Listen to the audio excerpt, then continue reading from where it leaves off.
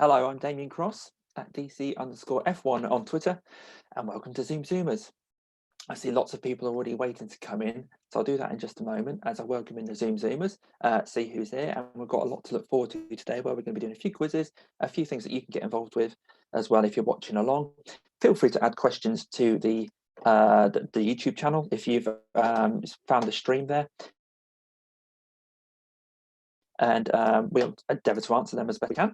I'm just going to let everybody in now. So fingers crossed they all join okay. Hey everybody, how are we doing? Hello. You all right, everyone? Yep. Yeah, good, thanks.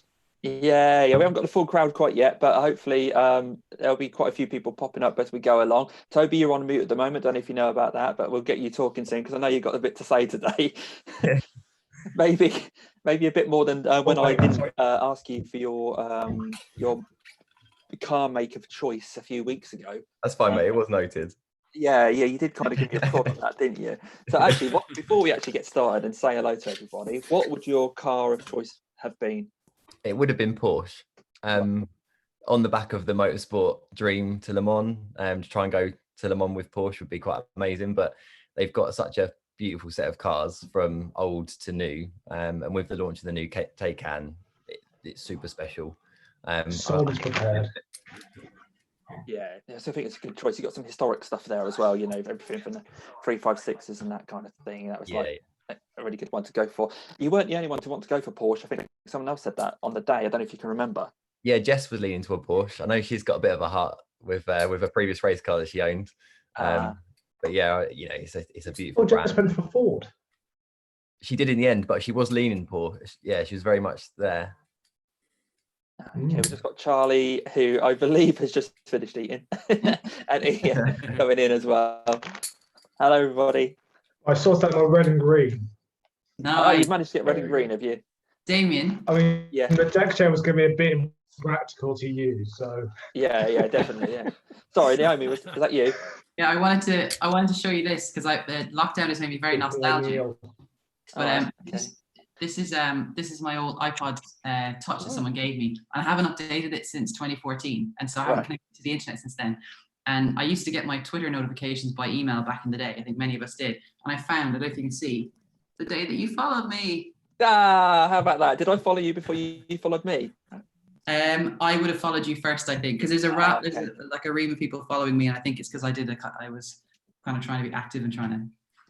Well, how, it was really nice, how like lovely. 6 years ago.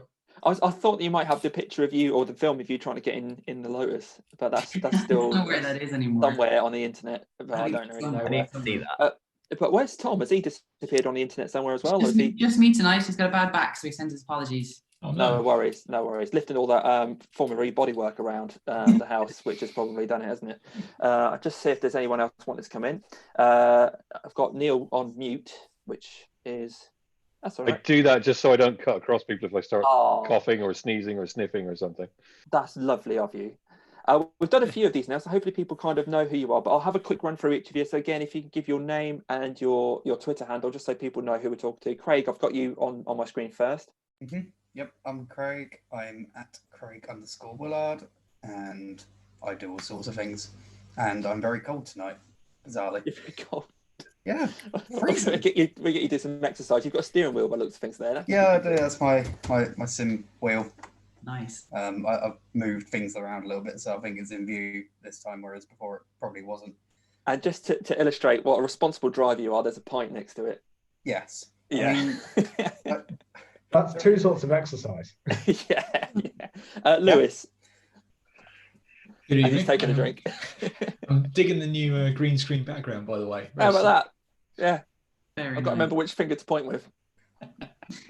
My name's Lewis. I'm a freelance motoring journalist, and my Twitter handle is @TheseOldCars. Lovely. And Naomi? Naomi Panter. I'm a motorsport PR and own a company called Navigate, and I am at Naomi Panter on Twitter. Lovely. Toby? I'm Toby Trice. Toby_Trice on my Twitter handle, and I'm a racing driver. Thank you. Richard? Hello, I'm Richard Gooding. I am a freelance motoring writer and graphic designer, and my Twitter handle is @richgoodingcom. Lovely. Ben? Hi, Ben Hodges. I am motoring writer and deputy editor of Car Buyer, and my Twitter handle is at BenSV Hodges, I think. Probably something like that. Charlie. Most likely. Still this week. I'm Charlie Martin. I'm at Go Charlie M. I'm a racing driver and an LGBT rights activist. Lovely. Ian. And live in farmers. Ian, I'm not sure if Ian's free. Yeah. Sorry. Am I here? We're getting little snippets of you. I might come back to you just a moment. Neil, do you want to just take this one? Sure. I'm Neil Briscoe. My Twitter handle is at I wish I had a cooler Twitter. No, it's Neil M Briscoe. And I'm a motoring journalist and freelance writer and whatever the hell people will pay me for. Okay, fair enough. Chris. Hello, my name is Christopher. My Twitter handle is at Christopher PBS, and I'm an LGBT activist and political journalist. Thank you, Chris. And Alan, nice to see you. Yeah, sorry about that. You're right. Yeah, not bad at all. And your name and Twitter handle, please. I'm Alan Bradley. My Twitter handle is at AJP Bradley, Bradley, and I am a host of the Motoring Podcast. Excellent. And Ian, shall we give you another go? You're being a bit kind of stuttery at the moment, but hopefully you can come through okay. Is that any better now or not? I think it's a bit better, yeah. Good. I think Taz was streaming something on the internet again. So, yeah,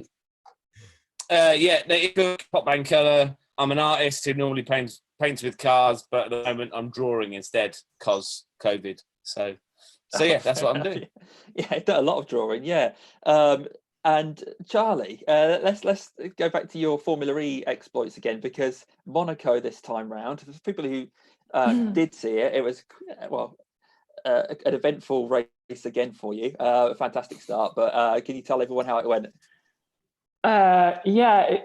Thanks, Damien. I was really stoked for the start. Like literally, I got the best start I think I've ever had in any race. My reaction from the light going from red to turning off was blistering, and I just put the full acceleration of the Formula E car to good use, and got from 24th up to 16th by the exit of turn 3, and then somebody just turned me around in the melee, which I immediately reported after the race to race control. And I think what happened is, because there was a car trying to get alongside me on either side, and I kind of turned into the chicane, and that then spun me around. And then because we have 2 laps, and then they start eliminating the person who's in last position.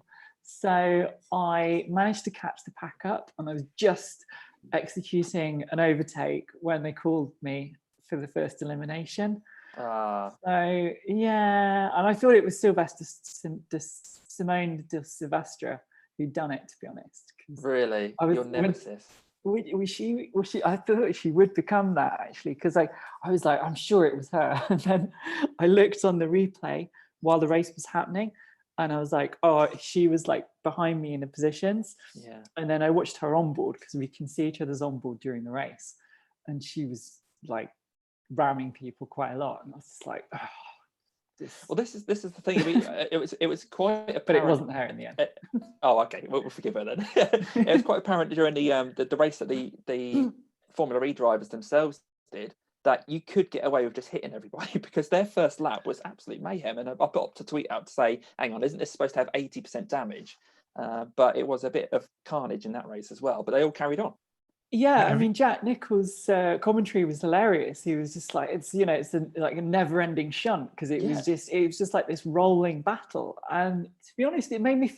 The thing is, it's one of the really tricky things with sim racing at this level. Certainly, when you've got a lot of people watching you, and you can get away with quite a lot of ramming and quite a bit of hitting the walls to an extent without incurring damage, even with damage set at 80% on R-Factor 2, which I've just found out. But then the thing is as well, they said, we're going to be really strict on policing people. Like a bit of rubbing on the wall is okay, but if you're just like bouncing off it and using that, then we'll be really hot on that. And it's really tough, because I mean, you know, that's why it was interesting watching Simona's on board, because I was like, she's just ramming people quite a lot. And you can just drive like that. But to my mind, I think, well, I'm going to drive like I'm in a proper race, because otherwise, I don't know. I don't know. Yeah, I get where you're coming from. Is it going to change your mindset going into the next one then? Are you going Yeah, to I'm going to be get the elbow? I'm going to be really dirty.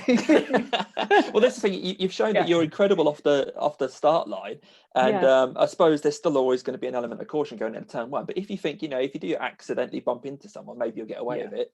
It's perhaps worth trying to make up quite a few extra positions. I think watching the pro race as well, because in that, I mean, there was a lot of like just sending it, and you have to, you know, the nature of Formula E and those circuits, you do have to be really committed, and it inevitably leads to a bit of friction. So I think I'm just being a bit too nice. So that's you all over, really, isn't it? Talking of nice and race drivers, Toby, you've had an eventful week or two, haven't you, in the world of motorsport?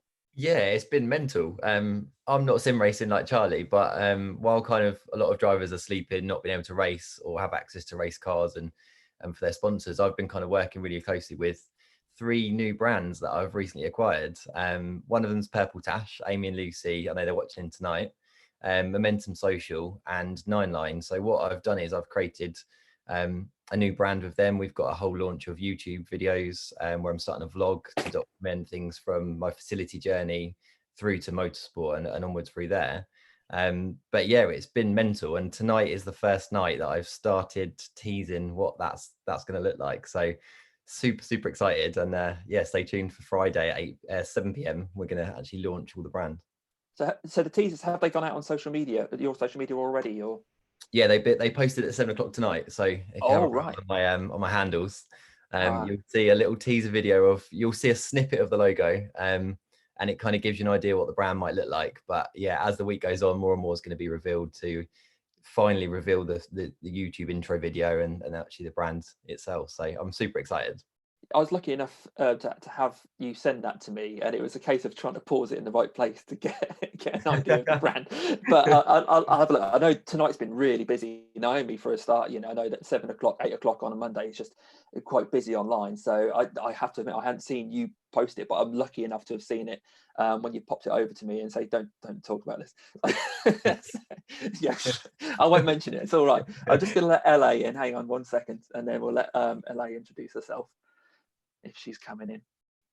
Actually, while we're letting her in, because it still says joining, Ian, you said you might have something to show and tell this time round. Have you managed to dig something up? Not sure if we've still got Ian. Ian, can you hear us at the moment? Yeah, I can hear you. Did you have something to show and tell us this time round?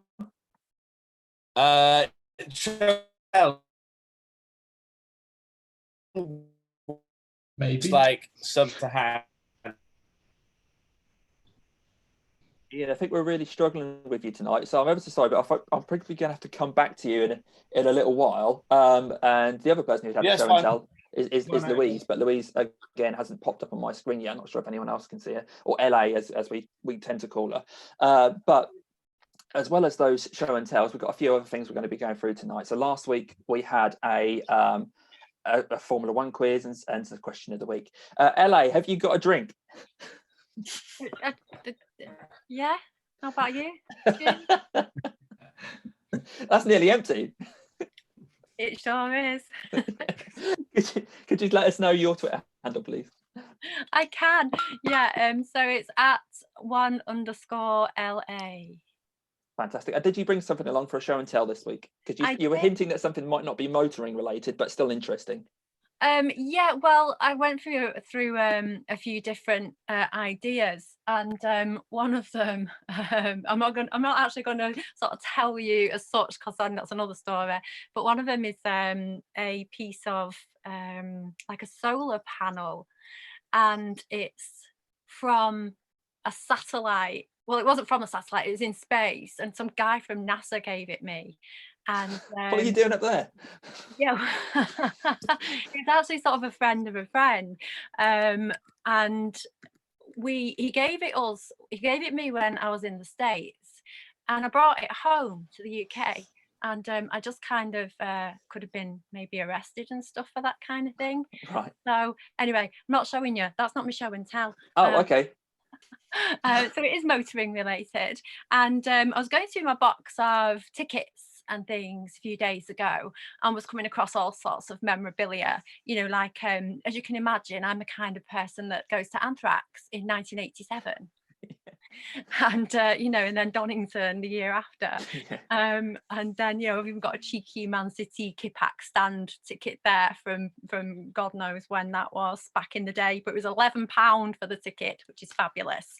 And then don't ask me about this one. This was Lee Sharp's Christmas party. Oh, okay. We don't talk about that. Okay. Anyway, so I came across my 1999 Silverstone Grand Prix, Formula One Grand Prix ticket, which obviously brought some great memories back, including my most amazing Jacques Villeneuve cap. Because I was a huge Jacques Villeneuve fan. I absolutely adored him. I thought I was going to meet him and marry him and have his children. And, you know, I went along to the race and it was a bit disappointing because he stalled on the grid and then ended up not finishing later on down the line. And when we got there, sorry, Jacques, when we got there, we were taking back, we got to know a few people around us. We were at Club Corner. And we got to know one of the general managers at General Motors. He'd come over from the States with his family. Really, really cool, nice guy. So we all decided to have a money bet, a pool, to see who the winner was. And I picked Damon Hill, and my friend chose David Coulthard, who ended up winning the bet. And this American guy chose Michael Schumacher. So I just off the cuff kind of went, there's no way he's going to win this race. He's going to come off at this corner right in front of us and crash right in front of us.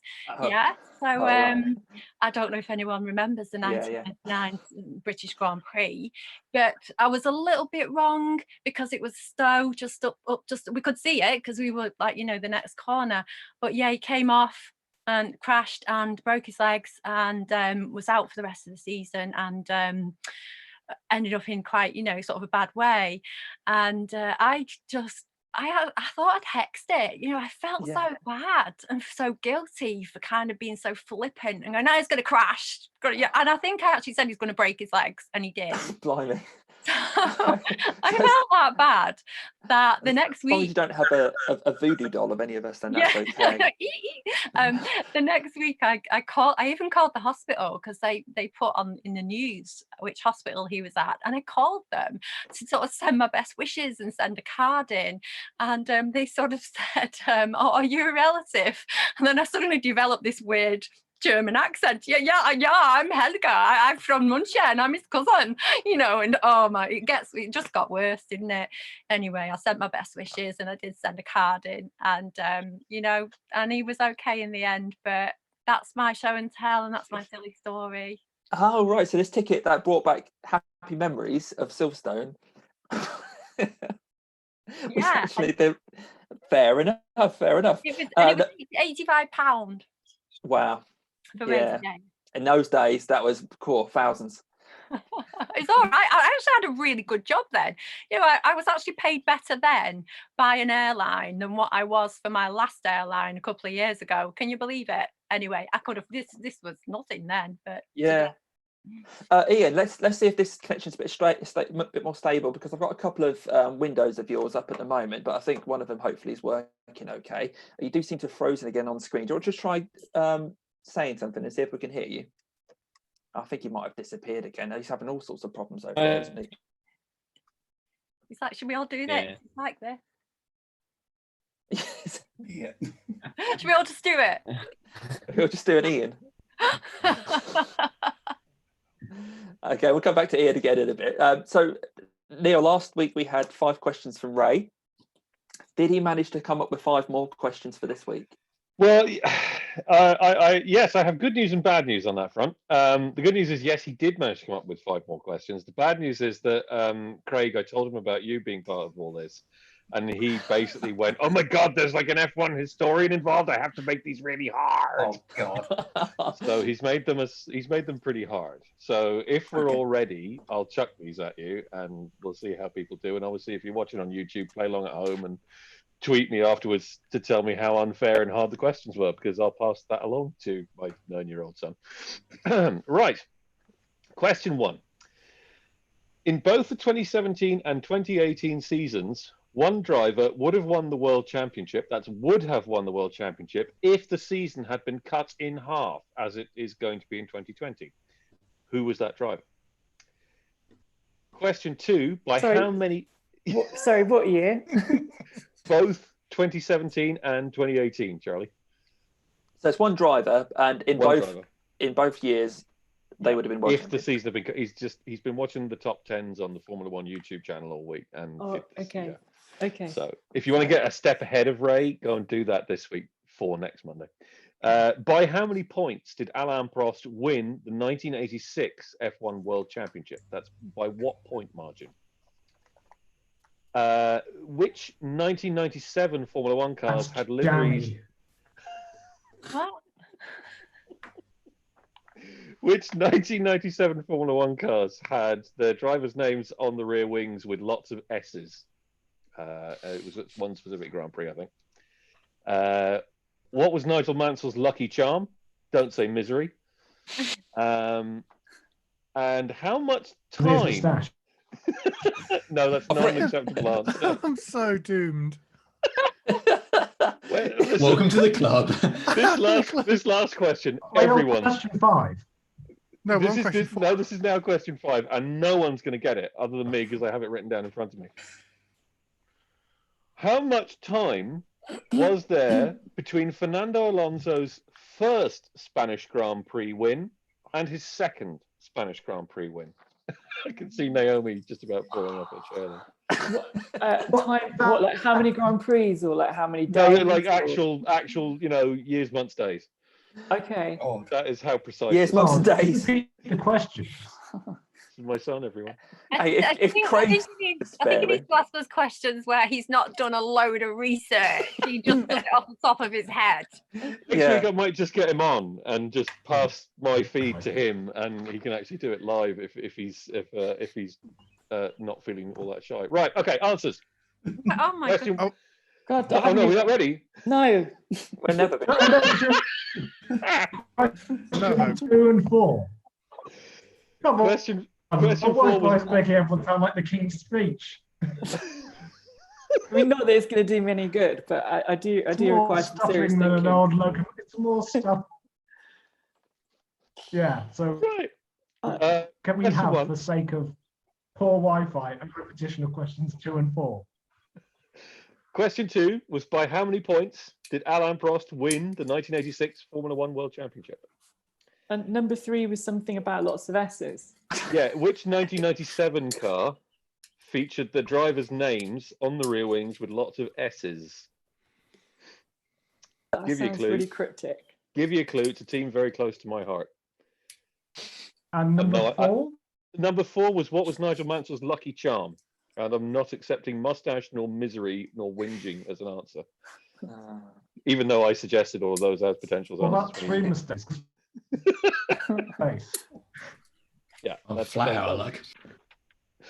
Are we ready for the answers? A few that have stumped me, but yeah.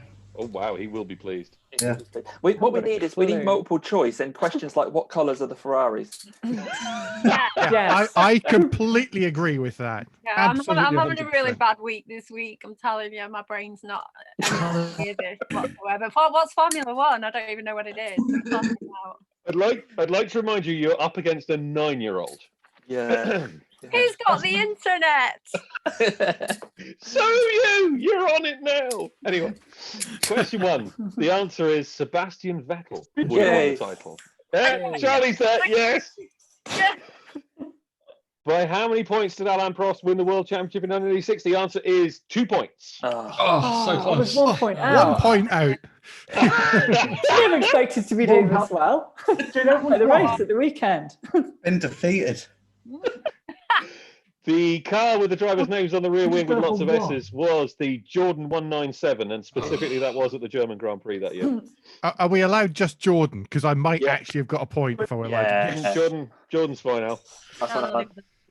What was Nigel Mansell's Yes. lucky charm? It was his red number 5. on the Hey. car. Oh, of course it was. I thought it's never going to be that, but I put it anyway, and yeah, I'm doing all right so far. Never leave a blank answer. There you go. That's what I've got for number 5. No blank answer. I'm just... the famous red bar. And finally, how much time was there between Fernando Alonso's first and second Spanish Grand Prix wins? The answer is a colossally precise 7 years and 2 days. What's 4 days out? Or 3 years out. Oh, good effort. Wow. So I'll nobody try- got 5 out of 5 then. No. I'll try and get them to make them a bit easier next week. Well, yeah. This is Non-motorsport types, please. I know. Yeah. All right, we'll go through the scores then. So nobody's got 5. Who got 4? No, nobody's got 4, have they? Who's got 3? Oh, Did I win? Yeah. I think you won, Dave. Well, I've beat Craig. I know. Who got 2? Yeah. Oh, a lot of of people got twos. 2. A lot of Yeah. twos. You're all frozen one. on my screen, so it's hard to tell. Okay. I 1 got point. a point. 1 point this week. Well done, Alan. That's your record. It's isn't it? 100% increase. Head shaft. My I work mean, is done. amen to this 9-year-old. It's good to keep me and Craig fresh. Yeah. Definitely. Keeps me fresh. Keeps me knackered. Next week we're going to hear Craig typing away on Google during this quiz because he can't lose face like that again. He's gonna watch every single F1 video 3 times. I think that's what he's been doing today. That is what he does. That's been my life for the last 8 weeks. No, I was playing Mario Kart before joining the school. But the sensible adult I am. About my life. See, that's what a normal 9-year-old would do. Yeah. Yeah. That's actually quite coincidental because I've been Super Mario this week trying to fix my washing machine, but I don't think I have. But anyway, I never saw Mario fix anything I drew either. a cash for it as well, but it's gone now. So have you tested your washing machine yet, or are you just going to hope it's going to be okay? It's a bit weird because when I switch it on, it kind of makes clicky noises, and I'm doing it with a wooden spoon just in case, Right. it's like a belt off it. And But you're not throwing a wooden spoon. What? Well, I don't know. I just Oh, have sorry, I like misheard. it wouldn't conduct the electricity through the wooden spoon. I don't know. Maybe I should wear rubber shoes. I've no idea. But yeah, no, I don't know. I've no idea. I just keep poking it every now and again, and hoping it will come on. Oh, fair enough. So it looks like we've lost Ian, but hopefully we will have another guest coming along, which I'm sure you guys have all been quite nervous about because I kind of was a bit cryptic about who it might be. But we'll wait for their appearance in a short while. But before that, hopefully you guys have brought something green and red along with you. And I say this wouldn't work for me because I have got the green screen thing going on. So I was saying away. about playing Mario Kart earlier. Yeah. Oh, look at you with your old spicy Smart moves. This is in homage to the Camaro Z28 that I was watching on the Goodwood repeat feed on over the weekend. So there you go. That's the worst excuse I've heard for owning Brute in years, Briscoe. How long have you owned it, Neil? I bet it stinks. I bet it's gone off. It's not half as rancid as it used to be in my youth. This was actually a Christmas present from my elder son, so he obviously has questionable opinions about my level of taste. But there you go. I don't even know what that smells like. Oh, Can you describe it? I'll waft it through the microphone, and you can have a go. That just sounds wrong. Don't do that. Right over here is a bit more alcohol. Give us We used Brute on a science experiment once as an example of, I can't remember, Brownian motion or something like that, about like how it dispersed, and that just lives with me, that smell from the science. Okay, so if you've got your red and your green items there, the idea of this next part is I will chuck an opinion or a statement at you, and if you agree with it, you simply hold up your green thing to your lens. If you disagree with it, then hold up your red. So I don't want to put too much thought into this because the quicker you respond, the better. What's Charlie got there? A tree. I picked some flowers today on a walk. Yeah, but it's no. They're free flowers. There's okay, maybe pink and green. So is that your red and your green? Is it? Yeah, I didn't know it was going to be like this. Upside down. Yeah, just if it's easy, give us a thumb up or a thumbs down. So I'll Okay. check. There's just 12 of these. You don't think about it too much, but it's going to be interesting to see. Oh, hang on, I've got the special guest waiting, so we'll whiz through this. Okay, 12. Here we go. First one. I put a couple in the group chat earlier in the week. So the first two: green if you agree, red if you disagree. Citroen is better than Renault. Oh, it's a split, definite split, and maybe more First red. car they See click more as the red. car. Charlie, what's Charlie going to whip up now? Nice choice, Ben. Okay. So definitely the reds, the disagrees have there. Citroen, therefore, is not better than Renault. Okay, the next question. Taxi drivers are better than bus drivers. What? Disagree. Telling you a long story. That one. That one. Bus drivers are the bomb. It's a great chat if you want to go back from an election at like 5 o'clock in the morning. You just want someone to talk to. Charlie, did you say you had an opinion or something about? No, I just wondered, like, in what context, like, telling you a long story or driving better, or it's a quick fire thing. You just got to go with your instinct. If you Green. analyse it, And if someone gets a screenshot of us with all these held up, I think it'd be a bit funnier as well. Anyway, yeah, someone get a screenshot. Okay, the next one. So you won't know the rest of them. There's a few in here that are a bit more serious, some that are a bit more light-hearted. We'll start off with. So Neil, this is a UK-based one, but I'm sure you've spent time over here, so you probably have an opinion on this. The UK motorway speed limits are too low.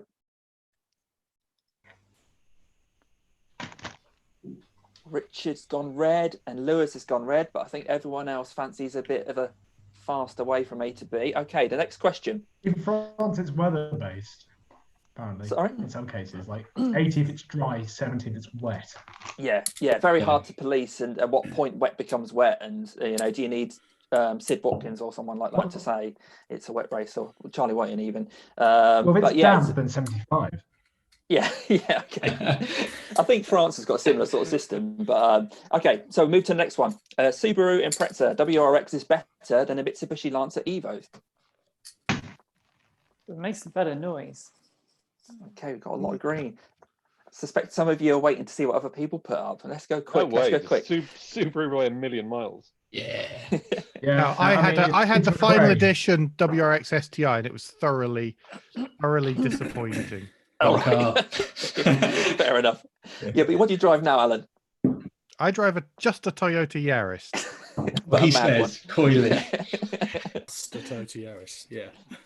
Okay, next one. I know where a few of you are going to go on this one. Okay, electricity is the fuel of the future. And hydrogen. Yeah. And hydrogen. Okay, yeah, it's like hydrogen in there. Craig's not. No, he's not keen. That's what I'm sort of like implying. Basically, it's not just electricity, but okay, fair enough. There are other things. one of the Okay, fuels of the this future. one. Quick response to this. I know you could analyse this to the cows come home. So really quickly, rear-wheel drive is better than front-wheel drive. Oh, come on. Oh, that's painful. But all right, I'll give it. All right, we've got course, a split. Charlie, We've of got a course. split. We can Not tell the race drivers out there. What I prefer. 100%. This is the point. This is the debate to be had. Right, we'll move on before we get into a debate and an argument. Four-wheel drive is better than everything. 6 hours later. Yeah. 6 hours. Okay. Well, it depends on what part of the tree you want to hit the car. Don't worry, Chris. Okay, next one. You are a better driver than your mates. I'm never going to say that. I'm sorry. One of my mates is Dave Humphreys, so clearly this cannot be the case. Look, mate, on the road, I'm a better driver than Lewis Hamilton. I'm telling you now. Anyone on the track? No. On the road, I'm the bomb. Okay, I'm a similar sort of crashing into a river. I'm fine. You can parallel park first time. Neil shouldn't be allowed near cars. You can. I can't. No, I did parallel park, but there's a level of goodness and badness going on with this. So let's just. We need to prove that in a video, I think. Yeah. No, video hadn't been invented back then. There's our first challenge, yeah. Yeah. Prompting Okay. thought. On a very similar vein again, you would pass a driving test if you took it now. God, oh, so think of this. Don't know about the theory. Don't know about the theory bit. Everybody want to answer that one? I'm only saying yeah because I've been done speeding twice and been to them day things. So I've spotted up on my highway code and I know it like the back of my hand. All right, okay. I have no idea what you're talking about. I haven't attended one of those recently. We're okay, Alan. It's a quiet night. That Yaris hybrid of yours is surprisingly rapid. It shifts, yes. When the charger's on, it fairly goes, yes. Okay, 3 more to go. So in sports cars, manual gearboxes are better. But again, there's some caveats. There are, of course there depends, are. really. Yep. Oh, is Charlie going to make it a clean sweep? Don't look what everyone else is doing, Charlie. Oh, you had to No, glance She's thinking flappy paddles. Yeah, she loves a flappy paddle. I do. No, wrong. Oh, come on, Charlie. Depends what car it is, Hey, though. don't let them sweep. You go for what you think. Yeah, but come on, manual, you're in control. Come on. Snicky, I don't know. snicky. I might have to go red. I do Go like red. a set of flappy paddles these days. Okay, next question or next statement. You can change an oil filter. Hell yeah. Oh, some of the younger ones. Okay, and the final one. Now, this was actually set up expecting Ian to be here, but he's not. Maybe he's watching live. Ian should draw Chris's Astra. Now, for those of you who weren't here or watching, when Chris posed to Ian that he should draw a 2016 Astra, and Ian kind of ummed and ahed for a while. I think we've unanimously decided there that Chris I didn't follow it up with him because I think I put him on the spot. But I'm glad you're right because I'm actually having a chat after school about getting rid of it. So it's a good thing. Get in it. Get some photos of it quickly because we've now unanimously decided that you need to have that drawn by Mr. Ian, Ian. if you're of Cook. watching, I'm sorry. It's just blame The Damien. people have spoken. Yeah, just blame me. Yeah. Yeah. I get blamed for a lot of things involving Ian. I don't know if you guys saw Ash Winston's Past the Picasso thing, where we're trying to get it up to 500,000 miles or something like that. I took it to Ian. I took it to a film that we were doing with the touring car boys at Team BMR with Ian. And while we're there, Ash said, just get Ian to do some artwork on it or something like that. So I said to Ian, just do what you like on the car, just put some paint on it. So he literally just stuck his hand in some paint and just went round the car like that, just all over it. He also put a pot of paint on the window wiper, and Ash Sutton came along and he wanted to update the mileage on the side of the car. Now, in order to read the mileage on the Picasso, you had to put the ignition on. So as soon as you turned the ignition on, the windows wipers went and orange paint went all over the car. So I had to drive home with orange paint over the windscreen, hoping that nobody saw me. Okay, we have a guest who's ready to come in. So if you'd like to give this person a warm welcome, I'm now admitting them. You may recognize the name, some of you. Oh no! What's he doing no, here? I'm not meant to talk to him till tomorrow night. Andrew, welcome to ZoomZoomers. Could you let us know your name and your Twitter handle, please? Yeah, my name is Andrew Clews. My Twitter handle is @crackw_screen. If you just search for Crack Windscreen, you'll find me. And I am the other half of the Motoring Podcast and have just spent the last few minutes disagreeing completely with Alan's answers. And that's explains some reason why Alan was despairing right there. Because, tell us a bit more about you and Alan and the Motoring Podcast. Yeah, we both do the Motoring Podcast. We have been doing it for 4.5 years, something like that. We met on Twitter and started the podcast before meeting each other in person. I think it was that 6 months before we met in person? No, it wasn't. Oh yeah, it probably was actually. Now I think about it, yeah, it was because you were going to Silverstone for a Honda thing. Yeah. So we we started talking to each other before we met each other, as it were, and then because we found that we could hold a civil conversation even though we disagreed with each other on many things, which is a great balance to have. So you disagreed with a lot of what Alan was saying there on the red green thing. Is that what? Yeah, absolutely. I mean, he's wrong on the Subaru. And completely wrong. the other thing that obviously is he disagrees with me was because I actually have some kind of practical experience with cars and can change oil filters and stuff like that. Whereas Andrew, you just Oh yeah, that just that was don't. completely because I'm incompetent. That's nothing to do with just disagreeing with Alan. Fair enough. It's just nice to disagree with Alan sometimes, though, isn't it? Really. Well, I've brought you in at a nice time here because what we're going to do in a bit, if I can get my screen share to work, is another little thing here. We're going to call track day, own or scrap. So a bit like snog, marry, avoid, that kind of thing. But I'll spin a wheel. You'll see 3 cars pop up. I'll spin it 3 times. They're the 3 cars that I want you to decide which one you would take on a track day, which one you would own yourself, and which one you would scrap. So I'm going to go through you each one by one, if that's okay. Let's start with Ben, if that's all right. Ben, because I imagine you've kind of experienced quite a big range of cars. So I will attempt a screen share now. Just bear with me one moment while I get it up here. Let me know if you can see a wheel. Can you see a wheel? Just have words on a black background. Okay. Oh, yeah. Have a wheel. Some people have very small. It's very small, is it? Okay. Okay. Well, I will read out what the cars are. When we spin the wheel round, the car will pop up in a bigger image, but I will translate it for anyone who still can't see it. So 3 cars for Ben, first of all. The first one then, we have the 190E Cosworth. That's your first car. I'll take that out of the equation and I'll spin again. We have an R8 V10. And your third car, Ben, is the Lexus LFA. Oh, prime. Crikey. Done all right. You've So it's got to scrap one of them, though. Got to scrap one of them. You've got track day 1, you've got a own 1, you've got to scrap the third. So I'd keep the Lexus. Yep.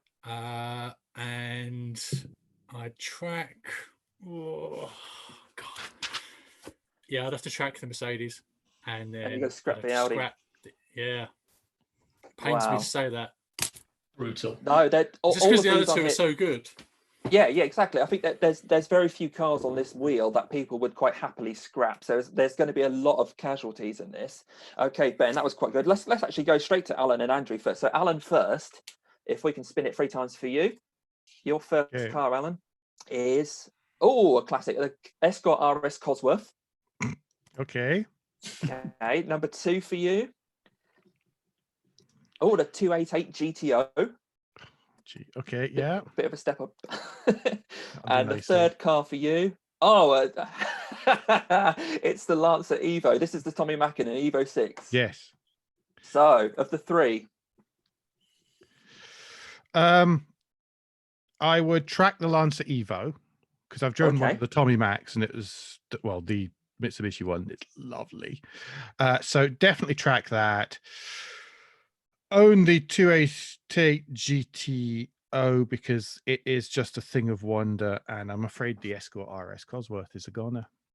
Like so many of them are. Yes. Okay. Thank you for that then, Alan. So Andrew, are you all right to have a go next? Yeah, I'll go. Okay, let's have a look. Your first car, Andrew. VX220 Turbo. Okay. Not exactly a 288 GTO, but hey, it's red. We have TVR Cigaris. And then finally for you, we have the nice boomerang lighted 3200 GT, or 3200 if you prefer. Scrap. Right. I think I'll have to scrap the 3000, but I want to keep the rear lights, please. Yep. Mount them on a wall. I will track the TVR because it may make a lap and it'll be hilarious or death-defying. And I'll keep the VX, please. Lovely. Good choice. Okay, let's have Naomi next. Are you up for this, Naomi? Yeah, go for it. Let's go for it. Okay. Your first car. Talk about getting in a Lotus. You've got the Esprit V8 as your first car. Your next car is a Bentley Continental, new one, GT kind of thing. And your third and final car, a Volvo 850 touring car. Okay. I'm glad I didn't have that choice. I would track the Volvo, keep the Esprit, and scrap the Bentley, I think. Scrap the Bentley. Wow. So keep the Esprit, track the Volvo. Excellent. Lewis is nodding, so I think I got that right. That's the correct answer. We might have to do another version for Tom, even though he's not there. Maybe we'll have a one at the end for Tom because we've got plenty of cars here. But before that, let's have a look for. Let's do. Is Ian actually on the call at the moment? Ian, can you hear us? He may be on it, but I'm not sure. We'll skip Ian. And Charlie, might as well do Charlie next to you if you're up for it, Charlie. Yeah, come on, hit me up. Hit you up. Deal. Number one. The NSX Type R. Okay. Okay. Number two. Oh, this looks like your sort of thing. The Caterham 620R. Okay. So the maddest of the mad. Yeah. And your third one. Oh, Dodge Viper GTS. Well, I think I'd probably have to track the Caterham because I think that's about the only place you could drive that without dying. And so it's just which one I'm going to scrap between the, what were they again? There was a Viper. Oh, the Viper or the NSX. The NSX Type R, yeah. Oh man, that's a tough one. It's a Type R. It's a special one. Yeah, I think I'd probably have to keep the Type R because although the Viper would be hilarious, I don't think it would really be very suitable on English roads. No. Being about as wide as the house that I live in. So why have 6 when 10 is more? Lewis, would you have liked the Viper? I would actually go for the NSXR out of those two, I think. Fair enough. It's a close run thing, though. I think the NSX would be more usable, great wouldn't it? ball. Yeah. It's a Honda, so it's never going to break down. No. Okay, we might as well do Lewis next, if that's all right, Lewis. Oh, blimey! All right. All right. There's no. Don't worry. It's not. It's not a test. Oh wow. You've got the MG X Power SV. I wouldn't know where that's going. Let's hope you get some good ones. Oh, a Toyota Sleeker GT4 Carlos Sainz version. Okay. There's silence at that. Yeah. He's got some stuff. Oh, there we go. A Dino. Oh, that's a bit of a conundrum there. I'll scrap the Dino. I am probably going to go track the Dino, kind of, classic hill climb and motorsport events. Daily the GT4, I'd like that because I came this close to buying one of those previously and regret not doing so. And I would scrap the MG without a moment's hesitation. Fair enough. I've got to question whether it was actually working in the first place. Have to get it trailered there. Let's have a look. Chris, do you fancy go next? Let's go for it. Come on. Let's go for it. Number one for you, Chris. Let's play fetch with this. Oh, here we go. So you've got the E30 version of the BMW M3. If my mouse will work. There we go. We've got an aerial Nomad. And finally, your third car is an Alpine A310. Oh, that's horrible. You've been given a tough lot there. I mean, if you'd said Vauxhall Astra, I mean, I know where that would be going. But where it's going to go anyway. Oh, Jesus. You know what? I think it's track the Nomad, obviously, because sideways fun and rally stages. Track that. That's a top. It's really hard. When you got scrap, when you got. I'm sorry. I really like the brand, but I'm going to scrap the A310 and leave the M3. Okay, it's not an easy decision to scrapping any of these things. I love Alpine, but it's what's got to be done. Okay, no worries. Okay, LA, do you fancy go next? Yeah, why not? I'm ready. Okay. First one for you. Oh, is that just in? Oh, the C-Type, Jaguar C-Type. See you in that. Oh, yeah. Okay. Okay, that's number one. Number two. Wow, you're getting them all. The Alpha 33 Stradale. Wow. Seriously? Go on. Bellissima. And the Metro 6R4. MG Metro 6R4. Wow. Mm. Oh, One of those has got to be scrapped. I mean, that's actually a bit difficult because your instinct wants to just say, yeah, just scrap the Metro. But then how tight could you take those corners in that on the track? I mean, it'd be amazing. It'd be like my Peugeot 106. But right, I've had a Peugeot 106. It's amazing. So I'm scrapping the Metro. Scrapping the Metro. Scrapping the Alpha. And I'm owning that Jag. Okay, sounds good to me. Excellent. Thank you. Let's have Toby next. Toby, are you there? Let's go, yeah. Okay, number 1 for you, Toby.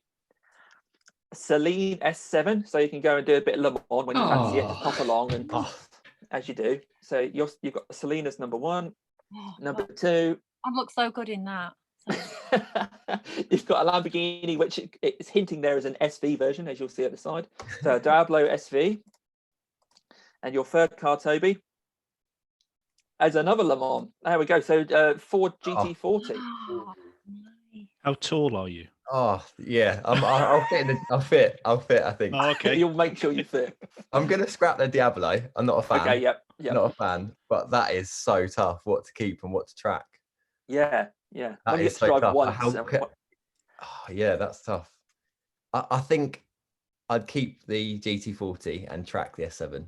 Let's be honest. If you keep the GT40, you're going to find your way to a racetrack every now and again, anyway, aren't you? It's a gorgeous car, and what a car to sort of drive around in. It's pretty lovely. I could see you having a GT40 as your everyday car. That sort of makes sense. Why not? Why not? I can get the milk in it. It'll be fine. Yeah. Neil, do you fancy go next? Yeah, hit me up. Hit you up. Okay, we're getting fewer cars on here now. You can see. Okay, number 1, Lister Storm. Okay. Okay. Solid start. That is good. BMW Z8 or Z8 if this, anyone's listening in America. This is getting easier. And third, one of the many McLarens, probably a 650S or something like that. I'm not really sure. It's just a red one. Who can tell anymore, huh? Just say special edition, you'll be fine. Yeah, but be quick because it's dropped another 10 grand while we've been talking about it. Yeah, low slung carbon quick thing. Yeah, I get the idea. Okay, I'm gonna scrap the Z8. Okay. Because why would you ruin a perfectly good M5 by sticking that stupid body on it? I'm gonna track the 650S because McLaren should only be racing cars, and I'll daily the Lister. Thanks very much. A daily Lister Storm. Wow, what an opportunity. Cool. Thank you for that. Who have we got left? Richard and Craig, I think, are the only 2 left. Am I right? Is anyone else? No. Okay, Craig, we'll go for you first and leave Richard to the final one. So, Craig, are you there? Yep. Let's do this. Okay, let's spin. Number 1 for you, Craig. Ooh, a Di Tommaso Pantera. That's number 1. Number 2 for you. Volkswagen Corrado VR6. Right. And your final option is a Lancia Delta Integrale. Oof. Well, I mean, the Lancia is probably the track day car, surely, because it's only going to last a handful of laps before it breaks, inevitably. And I've forgotten what the other 2 choices were. We had. Hang on, I've got. It's a Di Tommaso Pantera. Yeah. And I forgot what the other one was now. Corrado VR6. I think Corrado VR6, yeah. I think the Pantera is the keep car. Yeah, the Pantera is probably the keep car, just to, like, when you're speaking to your mates, you go, oh, well, you got, you're just like, I've got a Pantera. You got to say it like that as well. Yeah. With the Panter. Yeah. So that's the keep car, I think, and then the other one is straight in the scrap heap. Volkswagen in the scrap heap. Yep. Cool. Richard, are you up? Yep. I can see 2 or 3 of them I quite like. So. Okay. You won't get any now. I love how high tech it is. It's brilliant. We've got a Cayman GT4. Okay. Which is basically a Volkswagen, isn't it? Oh. He's still reeling from the Corrado being scrapped.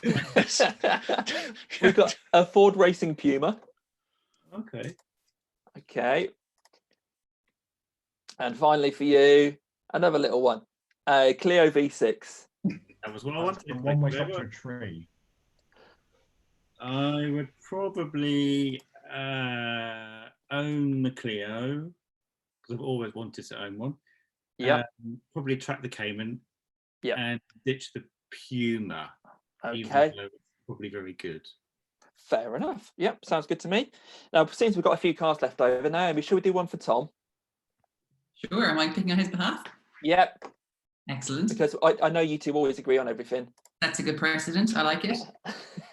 Okay. So Tom has a choice of the 993 GT2. Okay. A very special one. He also has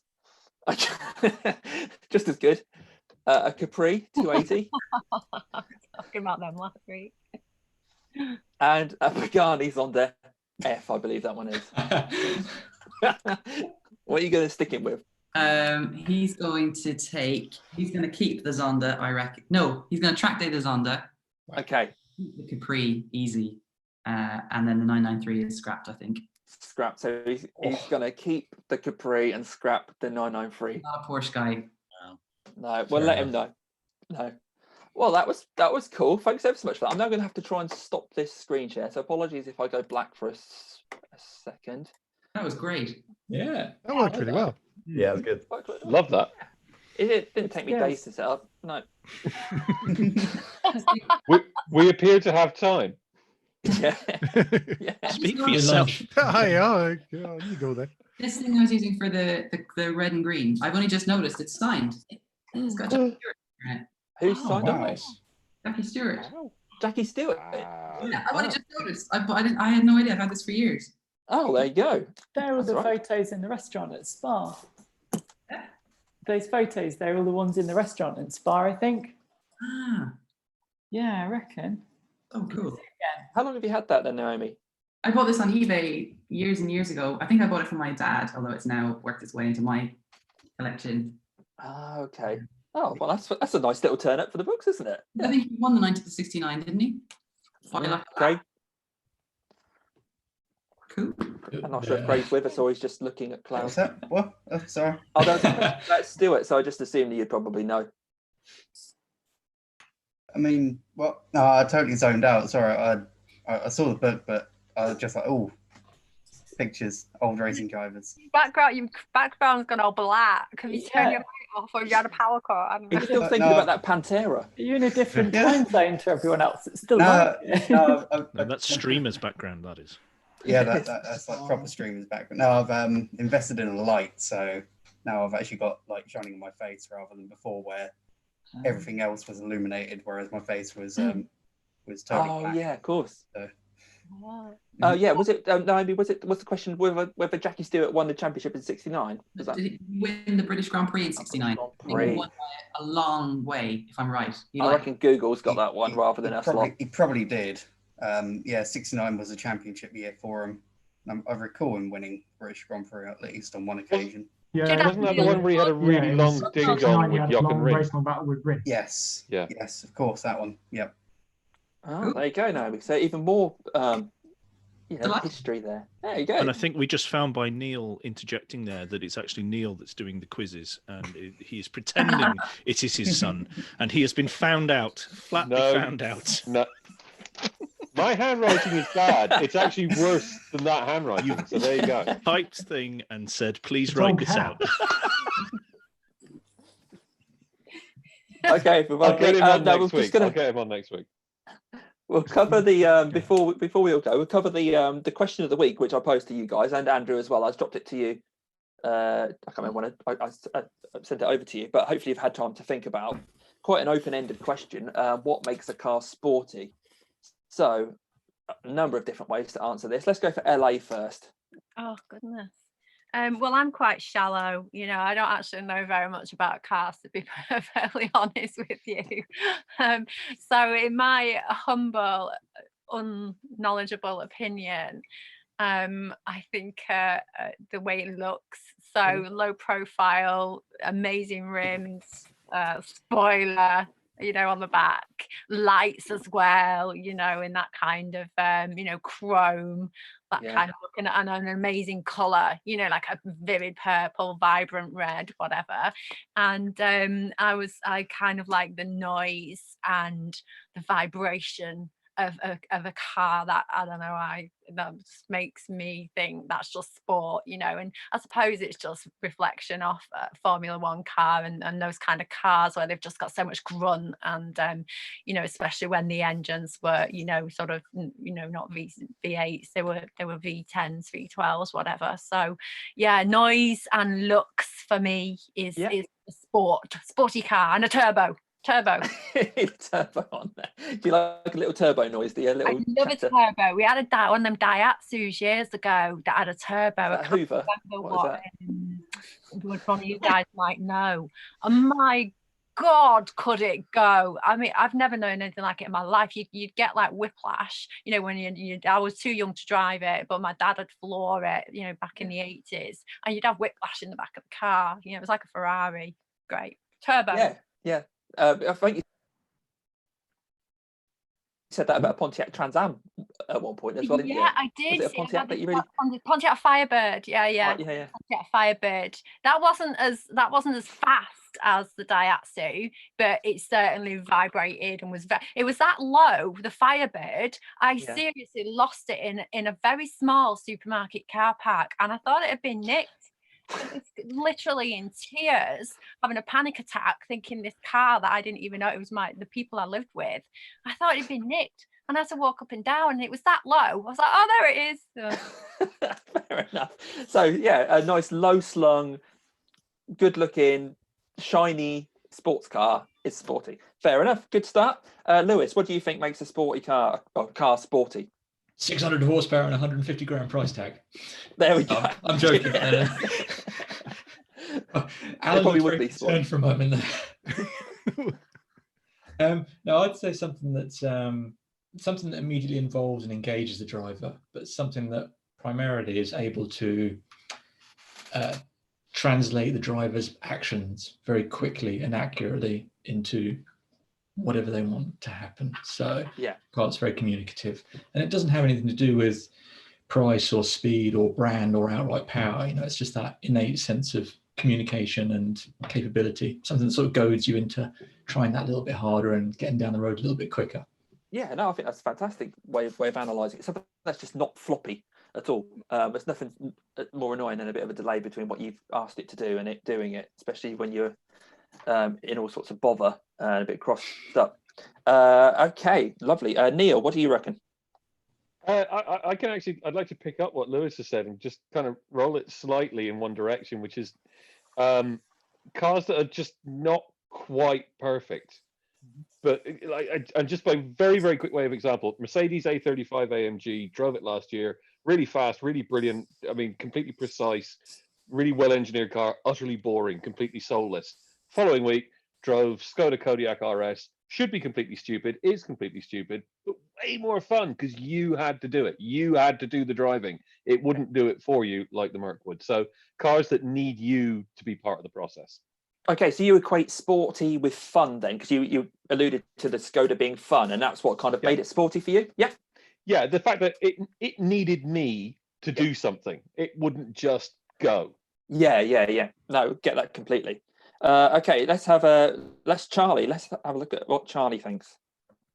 Yeah, I think something with, I was going to say something with character, but I mean, something could still have character and not be sporty, but it's that kind of, it's that kind of like extra bit of urge and kind of willingness, like when you get in something like that and you're like, oh, hello, it's a bit kind of, so yeah, just a bit of like, could be like an engine noise or just the way it goes around a corner, but just that kind of feel of it that tells you straight away the car's a little bit more up for it than just your average sort of shopping trolley. Yeah, get that up for it thing. I think at the race days live at Silverstone one year, you were giving me a lift back to the car park and you were just like going, listen to this, and you just kept like stamping your foot on the throttle to make your exhaust bang in a Mini, because I think you just kind of just loved that, and that was enough for you, you know, because you obviously you drive cars on track and that's all very well and good, but actually just having that Mini popping and banging was actually really, really fun and sporty, wasn't it? Yeah, it was. I think that's it. For me, I'm a bit of a car noise geek, so it's got a sporty car's got to make a good noise. Yeah, and you're missing that on your latest Mini, I think, aren't you? Yeah, it's really annoying. In sport mode, it doesn't do it anymore. No. I'm going to write them a letter, actually. Fair enough. Craig, what do you reckon makes a car sporty? I'm not sure that I can add anything too much more that hasn't been said already, other than racing stripes. Okay. Yeah, I think that's the best thing the best thing that I can add to this. There's a psychology behind racing stripes that makes the car go faster. That you have to make sure you don't get left behind at the lights if you're as bold as that. So I think Evo once did this kind of thing about racing stripes, and go faster stripes actually did work because of psychology or something along those lines. It was like years ago, there was like a children's story about a car that had go faster stripes, and like when it was painted down the side it went faster, but that's all I can remember. I don't know if anyone else can remember that. No, I'm not sure about that. Is that perhaps just in your little world, LA? Maybe I wrote it myself. Yeah. World. You just had an idea for a book. Yeah. Ben, what do you reckon makes a car sporty? So for me, it's just got to be the right handles. The quick and accurate steering, well set up suspension, well-tuned suspension setup. Not too harsh, but something you can kind of chuck around, as in small inputs on the steering and the brakes and that. It kind of gives you a bit of enough feedback to know what's going on. Yeah. And it doesn't have to have 1 million horsepower. Good example is the new Ford Puma, which I know is probably a controversial choice, but it's actually really fun to drive. And I mean, it might look like a right munter from the outside, but it's really good fun. Fair honestly. enough. Yeah. Chris, what do you reckon? You're on mute, mate. Oh no. I think it's actually how you depends how you feel, really, when you're inside it. I think it's a combination of lots of little things rather than one big thing. So there's a car in my family which we've had since 2004. It's an Audi TT 3.2 Quattro, and it's all the little details about it. So it's got a sporty body kit, but it's not ostentatious. And even though the engine isn't that loud, there are moments in the rev range when you're like, oh, this feels special. And so I think it's the little moments when you're sort of feel like you're 8 again, like when you go from a 30 to a 50. And I've never driven the car. It's only ever been driven by my dad, my brother, and my mum. As I've always been a passenger, but there's moments where like you sort of in a 30, you come up to like a 50, or you're going onto the motorway, and you're just like, oh, I can't wait, because because it's a sportier car, the acceleration is going to be just a tiny bit not ordinary, and that VR6 engine is lovely. So for me, it's the little moments, it's the feeling, it's the anticipation that it's more than just an ordinary car. Yeah. Okay. Completely get that. Yeah. Okay. Alan, what do you reckon makes a car sporty? Toyota Yaris.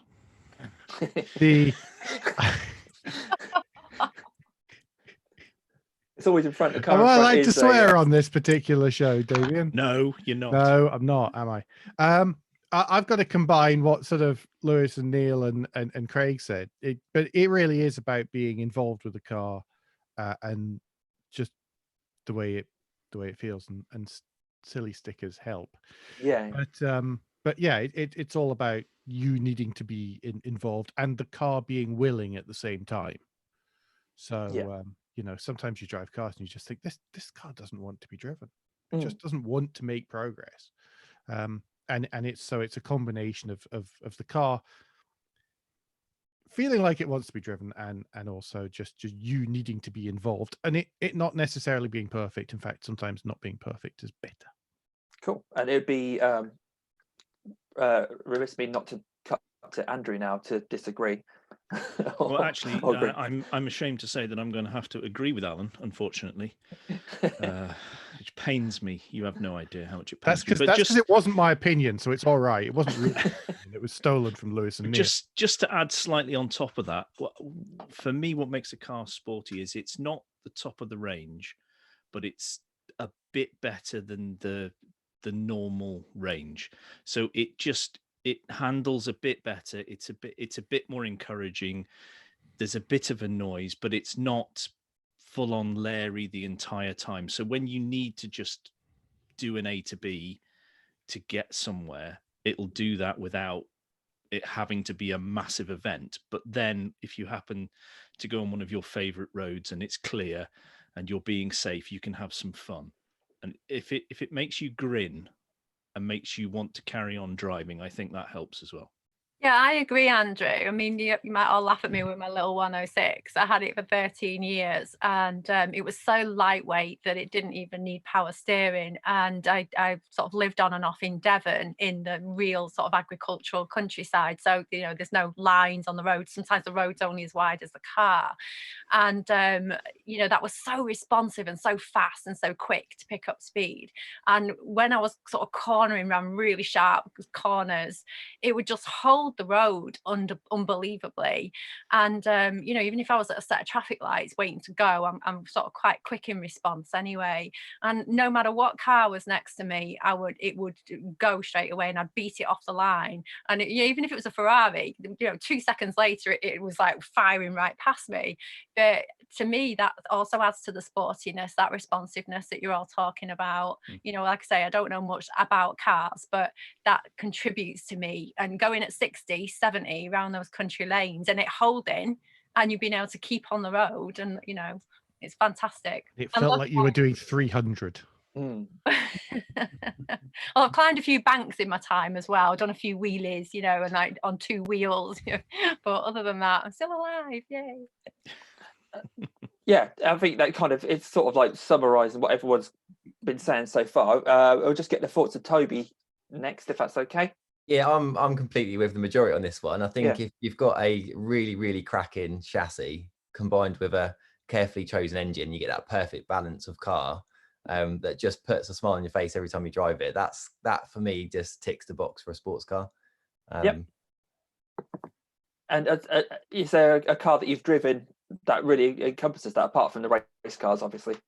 Yeah, I mean, I've driven MX-5s, you know, it's a carefully balanced car. It's perfect for the B road hack. And it just puts a smile on your face every time you drive it, whether that's from the Series 1s right through to the later cars, you know, they're all great. Yeah. Cool. Naomi, what do you reckon? What makes a car sporty? I don't know if I'd add much to what everyone said. I think lightness is definitely a factor.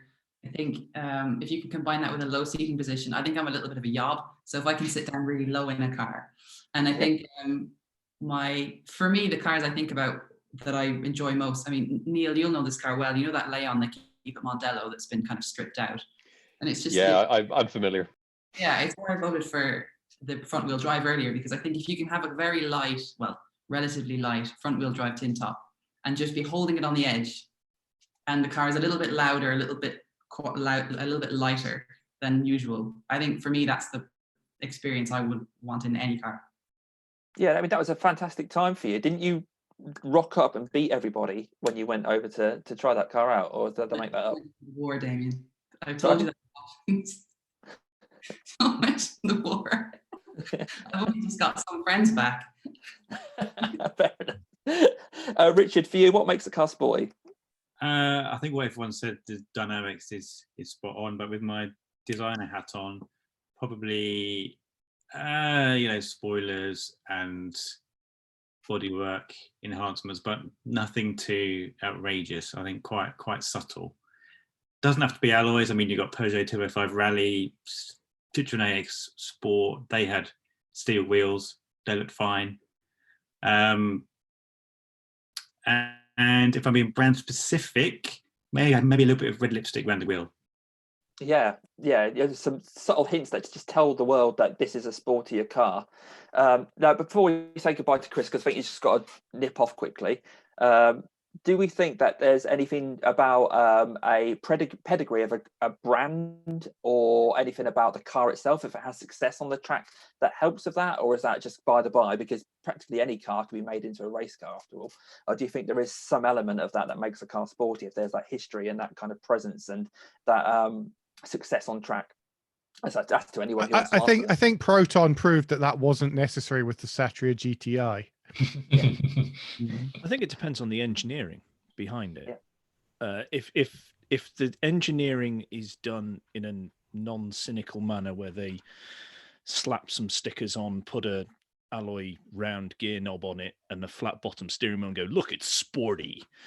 You know, if it's done properly, then anyone can do it. And the press will write really glowing things if it makes them smile and laugh and enjoy it. Yeah, that's the thing about enjoying it. It's a critical element. Speaking to the guys at Caffeine and Machine, and they had a Hyundai, was it the i30N? The i30N, yeah. And they said that everyone that came along was just besotted with it. And they had Darren Turner take it out for a few rides up and down. And he came back and just said, this is a fantastic car. And it did everything right. Theirs was twiddled. Yeah, it was. Yeah. Theirs was twiddled and had a couple of bits from Forge and some different suspension and a different exhaust. And I was standing at the side of the road in the middle of Luxembourg on my way to the Nürburgring last year, which happened to be the same destination as they were in. They were heading for, and it went past, and it just sounded even better than the normal ones do. I know that we all know that it could be doing with a synthetic pop randomizer, so it doesn't always sound the same, but it's a cracking car. And but again, you've finally brought around to the one thing that nobody else had mentioned, which is it's been tuned at the Nürburgring. The death knell for any good capable car. Yeah, so true. I knew at least one of you would have said that. Yeah, it's fantastic to see. I think there's the big common theme maybe that across everyone there is like you want to be in charge of the car, and when a car gives you back what you're putting into it, and it rewards you for what you're doing and lets you make your own mistakes, you know, makes you work for it, and then if you do a good job, the car goes faster. Then it's great. It's I think maybe something that's missing in cars like the Nissan GTR and some of the Uber saloons that the Germans can produce compared to little pocket rockets and proper sports cars. You know, some of the ones that even you would put together yourself, and you really know that when you pull on that lever, a wire then pulls a thing that does a thing, rather than telling a computer to go and do that now, please. And I think that directness is something that's really, really important in making a car sporty, as well as go faster stripes and chrome. So I'm not sure if I'm like just making this up or not, and I might be, so correct me. But years ago, when I was living in the States, I also was driving a BMW. I think it was like a 750 or something, and the year it was sort of quite a tank at the time. It was quite a big car. You couldn't see the end of the bonnet because it was just sort of endless. And I was sort of led to believe that those pedals, was automatic, being an American car, and I was led to believe that there was some kind of technology in there that sort of got to know your driving style in a way, so it would sort of remember the last person that was driving it, or the last way it was driven, if you like. It's not going to remember me personally. So where it would just be very responsive straight away if you got in it next. And I always remember my host mother, who I was living with at the time, getting in this car, and I'd been driving it for about a week. And she just gently touched the accelerator, and we literally just like launched on this hill. And her face was looking at me like, how are you driving this my car? It's like 50, 60, 70, 80 grand, $80,000 car, I don't know. And I was like, oh God. So whenever I used to sort of get a few miles from where I lived after that, I'd just sort of calm everything down and tone it down, just so you wouldn't replicate my driving style. Am I right with that? Would that technology exist? Yeah, I mean, a few guys here probably answer that. A few guys are nodding along. Lewis, but Ben knows BMWs pretty well, and Lewis was nodding along there. I think there was something with the gearbox and that would remember how you were driving it.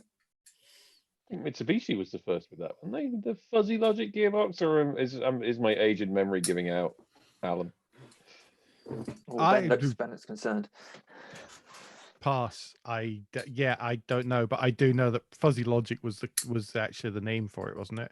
It was. That's not just you. It was actually that was what it was called. I can't remember. Mitsubishi Sigma or Gallant or something. It would have been in. This conversation has now drifted into the realm of Haynes manuals, I fear. Yeah. Well, I think since we've obviously gone over the normal hour, Wow, I think it's probably it's a shame we haven't had a few other people on here. Jess couldn't make it. Ian tried and went away, but it's been great to have Andrew along. So it's been really, really nice to have you here and have your thoughts on what makes car sporty and also the other bits that we've done there as well. And hopefully you've enjoyed your time here, and then you and Alan can have a bit of a disagreement about your decisions on this thing outside of the ZoomZoomers call. But I'd like to thank everyone for coming along this week again. And of course, the invite will be going out again next week to all of you. We'll think of another question of the week. But again, if any of you guys have anything that you'd really like to pose to the rest of the guys, let me know. We'll just drop it in the group chat, because it's not for me to decide what the questions are going to be. And if you guys want to come back another time, come back next week. We'll do it again, 8 p.m. on Mondays.